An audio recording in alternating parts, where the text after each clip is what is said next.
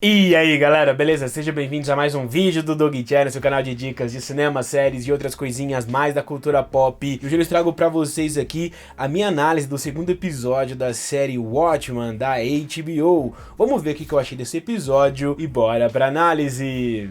E antes de continuar com esse vídeo, baixa um pouquinho aqui e se inscreva no canal, é sério, é muito importante a vida a gente chegar aí ao alto e avante e infinito e além. Então baixa um pouquinho e se inscreva no canal, deixa o seu like e bora aí falar desse segundo episódio que, cara, de uma série que é absurda, meu querido. Vamos lá, eu sei que teve muitas críticas negativas nos Estados Unidos para essa série, principalmente alegando que, estão fazendo chapa, campanha política, estão falando de minoria e falando que os brancos são os culpados de tudo e não sei o que. Enfim, o Watchmen sempre foi político. Falar que o Watchmen é político demais é quase uma idiotice. Então por que você tá assistindo, tá ligado? Isso eu sei que não é pro público daqui, cara, mas, mano, tem uma galera aqui que pensa assim também, ou que lê essas críticas, por exemplo, e dá bola para esse tipo de comentário, assim. Os Estados Unidos é um poço de ambiguidade, é isso que o Watchmen sempre trouxe pra gente, porque ela fala disso sobre os Estados Unidos e sobre a humanidade como um todo, né, cara? Antigamente a gente tinha muito mais influência, até agora nessa série a gente tem a influência política, mas a gente tem a influência agora sobre o racismo, né? Ou uma pauta racista que também tem a ver com a política da história, porque antigamente você tinha um presidente republicano em pauta, em jogo, certo? Onde os brancos eram mais privilegiados, ou as pessoas de classe média alta dos Estados Unidos, enfim, a situação.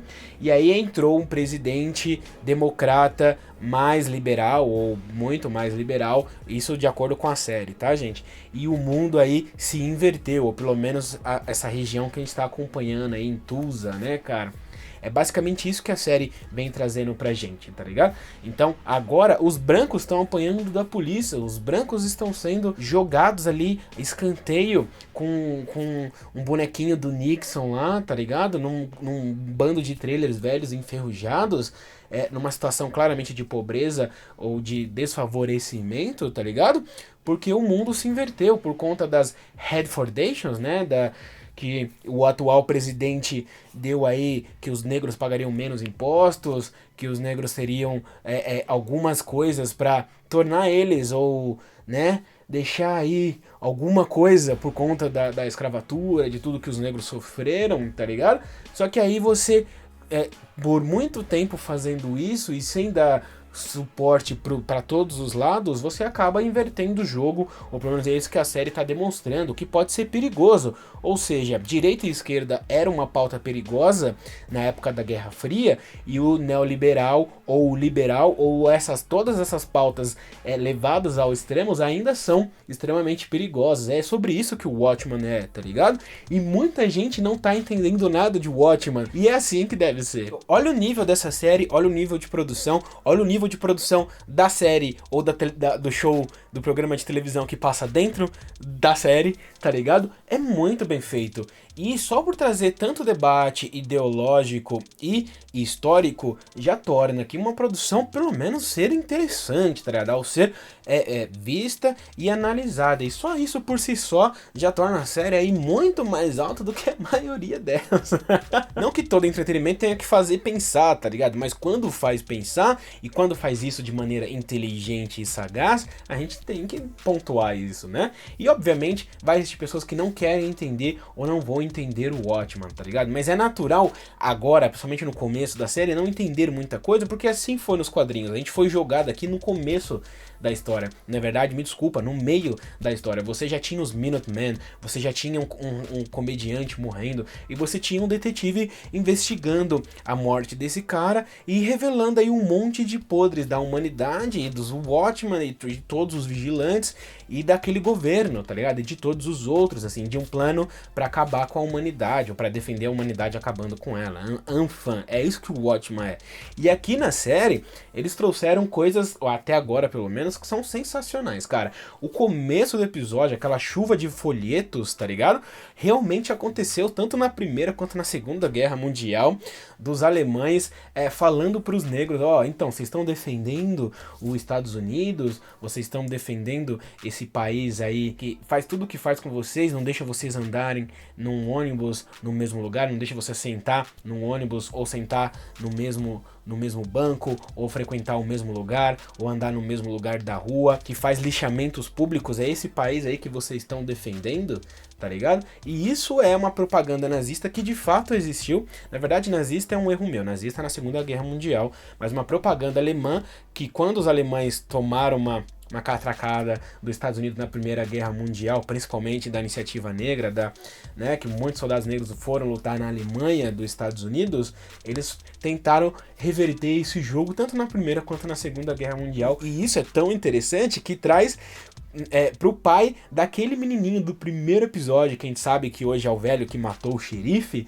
tá ligado? O pai daquele menininho que lutou na Primeira Guerra Mundial, que tava fugindo da cidade lá da Black Wall Street, tá ligado?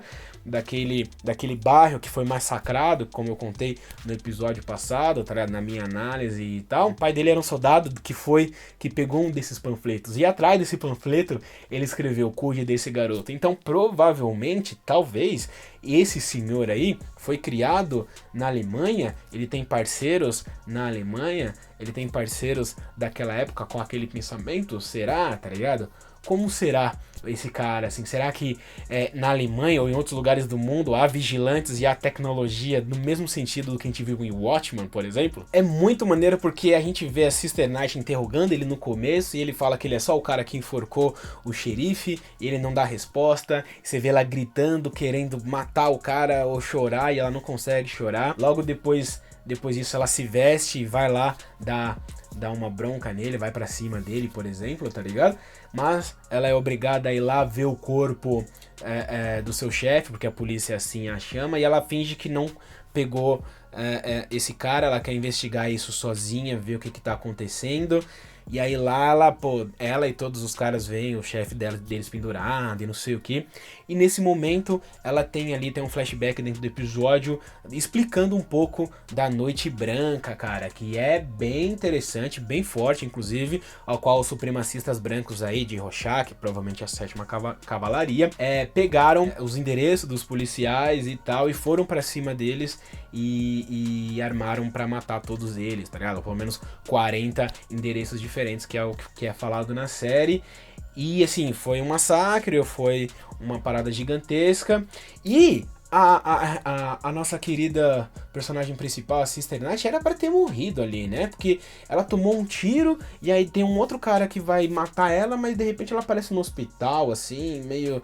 Tipo, e não é muito bem explicada essa história. E nesse momento que aparece lá o xerife tomando conta dela, conversando com ela, com a Angela, né, cara? Ele fala que ela conseguiu se livrar do cara, mas não foi o que aconteceu. Então, será que por um acaso o xerife estava envolvido na Noite Branca? Tá ligado? O xerife, por acaso, depois que a gente descobre que ele tem um capuz lá da Ku Klux Klan, será que ele tá envolvido com a 7ª Cavalaria? Não seria muito diferente do que aconteceu, ou pelo menos não deixa de ser uma rima, né? Com o Rorschach descobrindo o uniforme do comediante no armário, com o fato da Sister Night lá com o óculos do Coruja, ou com o óculos que lembra o Coruja, pelo menos, descobrindo o uniforme da Ku Klux Klan no armário do cara, tá ligado? É bizarro e é bem interessante como eles estão conseguindo fazer esses paralelos muito grandes entre o quadrinho e o filme, inclusive. Porque quando a gente vê a Justiça encapuzada, tá ligado? Um momento maravilhoso dentro do episódio, onde a gente vê que, mano, ó, por mais que esse mundo de Watchmen seja bagunçado, que as coisas vão ao extremo, a TV fala assim, ó, esse programa não é recomendado pra quase ninguém, esse programa contém todo tipo de violência, abuso, drogas, palavrões, tentativa de estupro, não sei o que, então não é pra todo mundo, que é a história dos Minutemen, tá ligado? E a gente vê lá o Justiça encapuzado descendo o cacete nos bandidos.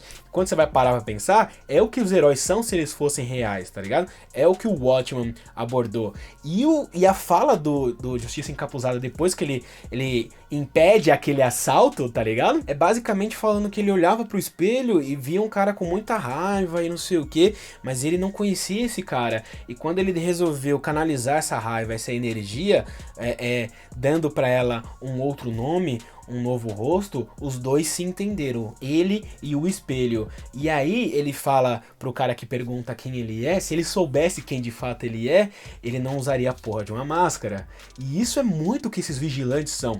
É provavelmente o que a própria Sister Night é, né? Ela tenta chorar, tenta gritar, e ela, em vez de investigar o cara ou interrogar lá o senhor como normal, como uma civil, ela vai pro traje de vigilante. E assim pode-se fazer uma rima também com o maluco Glass lá, que é Looking Glass, se não me engano, que é o Rorschach dessa versão, ou é muito parecido com o Rorschach, pelo menos. Ele é a própria máscara. Assim como o Rorschach, em um determinado momento dos quadrinhos, fala que esse é o meu rosto, quando ele se define a personalidade dele, ao invés de uma pessoa comum, agora ele é o Rorschach. Esse cara, Looking Glass, ele já é o Looking Glass o tempo inteiro. Assim, ele come com a máscara, ele não tira a máscara, ele tá o tempo inteiro com a máscara. A personalidade dele é essa, ele encontrou essa personalidade pra ele. E provavelmente, depois da Noite Branca, onde os policiais dali provavelmente começaram a usar as máscaras, aonde os vigilantes começaram a ser provavelmente aturados novamente nos Estados Unidos ou no mundo, tá ligado? Começaram a vir em voga de novo. Tudo isso talvez seja um plano do xerife para trazer esses vigilantes de volta, para trazer um controle da polícia de volta, tá ligado? Por que será que isso está acontecendo? Com certeza tem alguma coisa a ver com política, meu querido, porque é isso que o Watchman é. Até porque a gente conhece o senador Kini no final, tá ligado? Que é um republicano, ou seja, rival do atual presidente, e pelo que eu já entendi na série, ele é candidato, ou possível candidato às próximas eleições, assim. Então, tem um monte de coisa acontecendo ali. E ele era próximo à família do xerife, né? Afinal, ele tava lá no enterro do cara.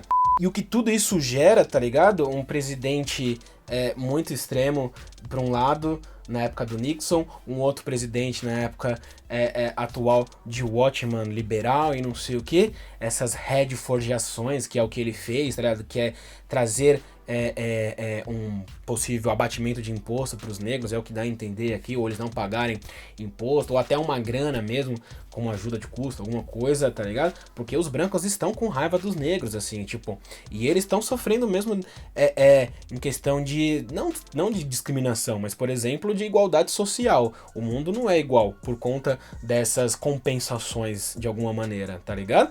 Então, o mundo tá desequilibrado, aí tem os doentes que vão se aproveitar disso, e trazendo os vigilantes de volta, a gente tem cenas como aquela que o Red Scare, se eu não me engano, que é aquele personagem que se fala que ele é um comunista, né?